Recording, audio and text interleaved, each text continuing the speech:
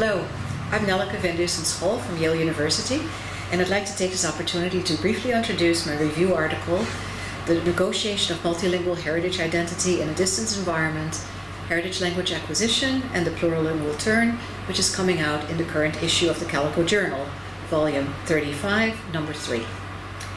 I would first like to thank the editors for inviting me to contribute this article, which expands on a keynote presentation that I delivered at the Arizona CAL conference at Arizona State University in October 2017.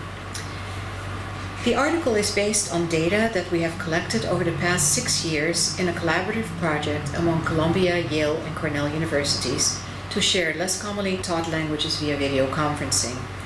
Through this project, which is called the Shared Course Initiative, or SCI, we have collaboratively taught 21 languages that are truly less frequently taught in post-secondary institutions in the United States. They include, for example, Sinhala, Zulu, Wolof, Classical Tibetan, Romanian, Serbian, Bosnian, Croatian, and many others. You can find more about the project at sharedcourseinitiative.org. That's one word, sharedcourseinitiative.org. Parallel to the instructional component of the project, we also conducted a research project to gain insights into the students' and teachers' experiences in the SCI and to assess student learning outcomes. We used a mixed methods approach. We collected a rich array of qualitative and quantitative longitudinal data, including, for example, biodata sheets that provided a full context for understanding the learners' family backgrounds and their language learning histories. We then also did self-assessments using can-do statements, and we conducted actful OPI assessments on all our learners. We then interviewed the students and the teachers, and we conducted class observations.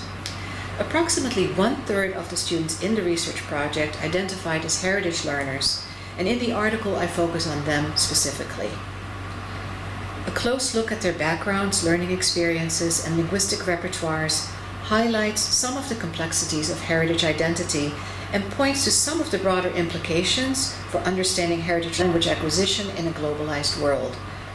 Our findings indicate that many of the heritage learners had complex multilingual backgrounds which affected both their sense of identity and their motivations for learning the heritage language.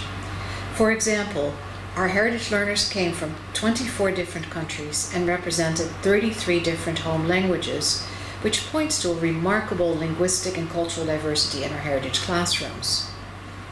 Their motivations for studying their heritage languages ranged from the ones we might expect, such as connecting more closely with friends and relatives and family members, to less predictable ones. For example, they may have been foregrounding their preferred identities from among several. We found that students' language choices are not only intricately connected with their personal and academic goals, but also with their chosen identities. Based on our data thus far, which suggests a need for greater emphasis on understanding how heritage learners maneuver their multiple identities in a globalized world, I argue in the article that heritage language theory could benefit from current multilingual perspectives in second language acquisition theory.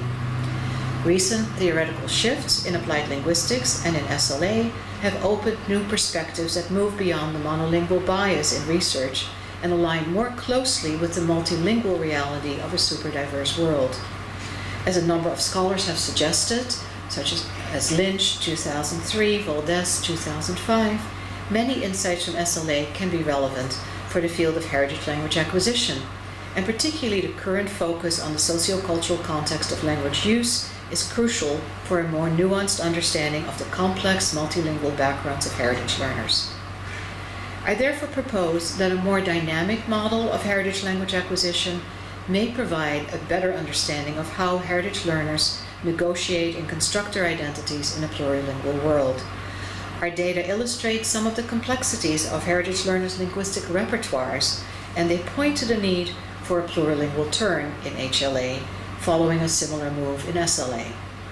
This would entail moving away from the dichotomous positioning of heritage learners in between native speakers and second language learners, and shifting from a focus on incomplete acquisition to a foregrounding of multilingual practices and identities in transnational and translocal contexts. I hope you enjoy reading this article as well as the rest of this new CALICO issue. Thank you.